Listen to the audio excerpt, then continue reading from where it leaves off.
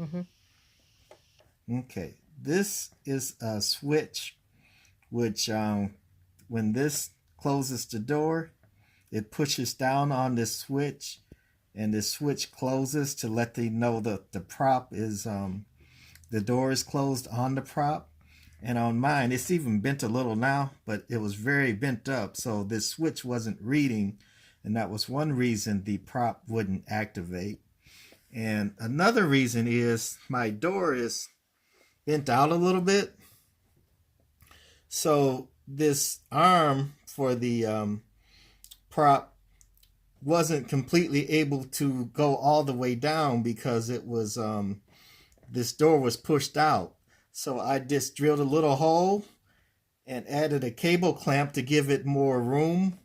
And now the arm is able to fully go all the way down correctly, and the door will close properly. And that's all I did to get my prop working.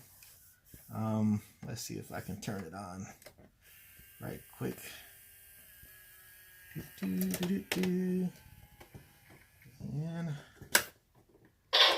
Turn the light off.